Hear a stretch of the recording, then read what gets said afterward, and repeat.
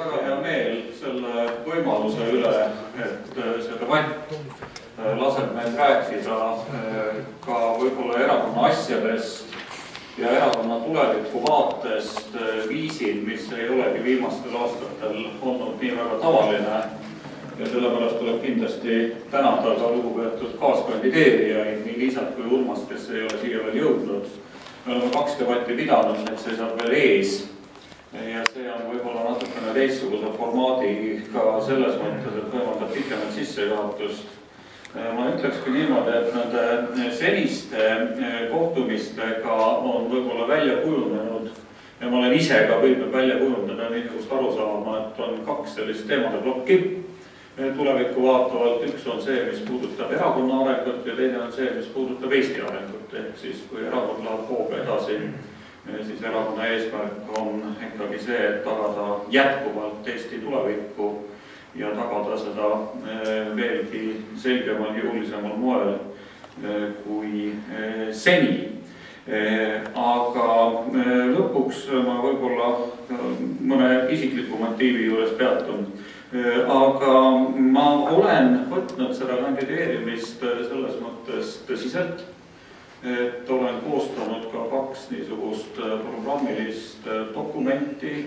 Need on kättesaadavad minu kodulehel www.herkel.net ja oleme jõudumööda püüdnud ka toimetada erakonna liikmetele meilitsi, võib-olla kõik ei ole saanud, võib-olla kõigile ei ole olnud see kättesaadav.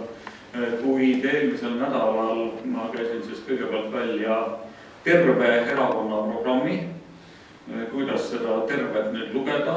See on kindlasti terve erakond selles mõttes, et kogu erakond, aga see on kindlasti vihje ka sellele, mis puudutab erakonna tervist, kuidas erakond peaks toimima. Ja olen sõnastanud oma põhimõtte võib-olla kõige kokkuvõtlikumalt usalduse märksõna alla, see on usaldus erakonna sees ja see usaldus, mida erakond peab siis pälvima valijatelt, Eesti inimestelt, mida Eesti poliitika üldse kodanikkonnalt peaks pälvima rohkem, kui seni on pälvinud, aga see viga on pigem poliitikas sees kui inimestes sees. Erakond on terve siis, kui ta tagab usalduse ja avatuse, otsustusprotsessi läbipaistvuse nii oma liikmete kui ühiskonna jaoks. Terve erakond eeldab tervet, tegusat, laiapõhjalist liikmeskonda, keda eeskätt seovad aated ja vaated, mitte aga ametikohtade jagamisest tulev sõltuvusahel või mingid väga isiklikud kitsad motiivid. Terve erakond eeldab ka selliseid tööpõhimõtteid, mis tagavad kollektiivse võistluse kõige parema ära kasutamise, mida ei halva siis käsulauad või etteantud hääletusmasinad, mis on meie arengut pigem väga selgelt pärssinud. Ja terve erakond eeldab ka vigade tunnustamist ja julgust vastutada, teravate probleemide eest ei tohi peitu pugeda. Ja siin ma esitan terve rea põhimõtteid, mida olen esitlenud ka muudatusettepanekute erakonna põhikirja. Üks neist on kas või see, et piirkondade esimehi tuleks otse valida. Ka see tagab täiendavat diskussiooni võimalust erinevate programmide võrdlus seesmisel, aga ka välistada riigiasutuste mehitamine parteitööd ja valimiskampaaniaid korraldavate inimestega, mis minu meelest halvas meie tõsiseltvõetavust ja väärtuspõhisust oluliselt viimase Riigikogu kampaania ajal. Vähemalt saime me sellel teemal olulisi süüdistusi, mida ei suudetud veenvalt tagasi lükata. Aga kõige olulisem on programmitöö ja siit ma läheksin nüüd terve Eesti juurde, aga mõne sõnaga sellest, kuidas see programmitöö peaks toimima. See eeldab seda, et erakond on kaasatud. Ehk siis täna ühes debatist tuligi esile nagu niisugune asi, et kust need programmid tulevad. Programmid tulevad meie seest, meie maailmavaatest ja sellest, et need arutelud oleksid võimalikud laiapinnalised. Väga halvasti hakkab minema siis, kui programmid tulevad kusagil reklaamiagentuuridest või mingite just nagu turundusliku võtetega ei turustada saab seda, mis on maailmavaateliselt olemas. Küll aga näeme seda, et programmide tegemisse tuleb märksa enam kaasata arvamusliidreid, eksperte, me peame olema selles suhtes avatud.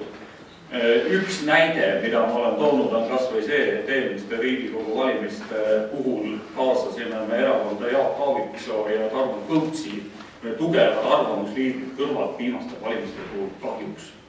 Selliseid näiteid tuua ei saa ja pigem oleme me probleemide ees, kus lahkame valitud Riigikogu liikmete sobivust Riigikogusse ja üks inimene on ka lahkunud. Ja siit edasi, siis täna hommikul ma panin üles ka terve Eesti programmilise eskiisi, selles lühivaates kindlasti ei ole mul õige kandada välja programmi kui niisugust, kuid aru saama sellest, et meie erakonna programm peab olema väärtuspõhine. Kõik valdkonna poliitikad peavad tulema mingitest loogilistest printsiipidest, mis vastavad rahvuslik-konservatiivsele maailmavaatele.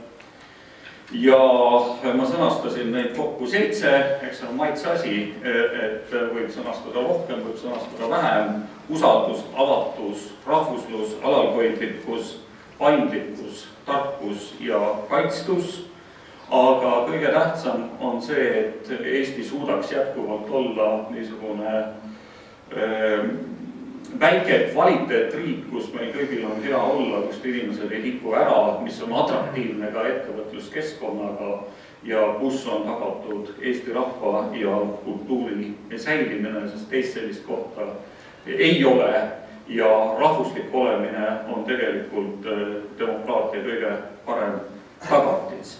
Nüüd rahvuslik konservatiivse suuna kohta on väga palju esitatud küsimusi, et mis see nüüd õieti on ja kuidas seda defineerida. Ma arvan, et meil ei ole raskusi selle defineerimisega, kuid midagi on Eesti ühiskonnas ja Eesti arengus valesti läinud sellepärast, et rahvuslik konservatiivne maailmavaade on tegelikult keskne maailmavaade ja vasakliberaalne või ka paremliberaalne seda nii selgelt ei ole. Eestis on kuidagi kujunenud välja nii, et meil on kaks väga suurt liberaalsena defineerivat erakonda, mis kummati on küllalt erinevad omavahel, et Keskerakond ja Reformierakond. Tegelikult meie loomulik positsioon on olla veel selgemalt niisugune peatee erakond, nagu on kristlikud demokraadid Saksamaal või kogumus Soomes ja neid näiteid võib tuua veel ja kindlasti me peame selleks saama. Loodus tühja kohta ei salli, kui meie ebaõnnestumine. Erakond on ikkagi vahend ja ma olen kindel, et mingisugune rahvuslik konservatiivne element Eesti poliitikas on ja peab alati olema, aga meie asi on muuta see veenvaks, teha see tugevamaks kui seni ja seda saab teha ainult terve erakonna baasid. Sellepärast ka selline rõhuasetus osalt erakonna sisestele realiteetidele, mis ei ole arenenud minu hinnangul kõige paremini, kõige kaasavamalt ja nii, et me kõik saaksime seda pidada ühtviisi meie erakonnaks. See on esimene ülesanne siit edasi, teine ülesanne on kohalikud valimised ja Riigikogu valimised, millele tuleb keskenduda.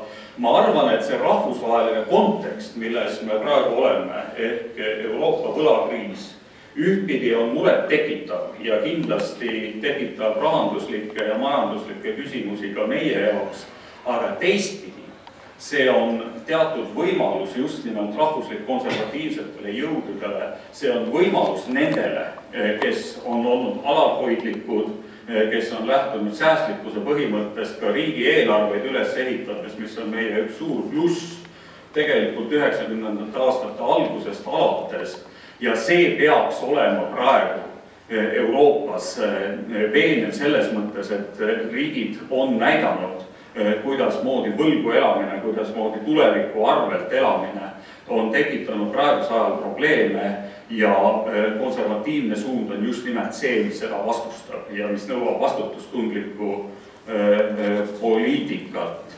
Nüüd mõnedest võib-olla isiklikumat laadi motiividest ja arusaamadest. Ma olen tegelikult väga tänulik erakonna liikmetele. Ma olen olnud erakonnas väga pikka aega, mul on pikaajaline toetajaskond.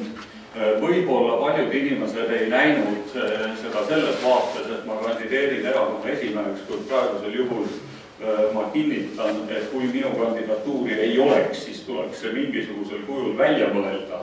Ehk siis selline väärtuspõhise konservatismi rõhutamine on erakordselt vajalik, nagu ka teatud teravamate eetiliste hinnangute andmine nendele protsessidele, mis on erakonna sees. Ehk teiste sõnadega ma adresseerin neid küsimusi, mis on inimestel tekkinud seoses sellega, kuidas pandi kokku valimisnimekirja, kuidas Tunne Kerami häälte saak jäi väiksemaks Kabritsa omast viimastel sisevalimistel, kuidas Mart Nutt jäi Riigikogust välja ja nii edasi. Aga küsimus ei ole persoonides, küsimus on meie potentsiaalis selles, kuidas me suudame kaasata inimesi, kes tõepoolest käivitavad poliitikat, sest ma kinnitan, etteantud maatriksite järgi hääletamine, see suretab tegelikult poliitika välja ja sellele ma tahan vastu seista. Aitäh! Aitäh!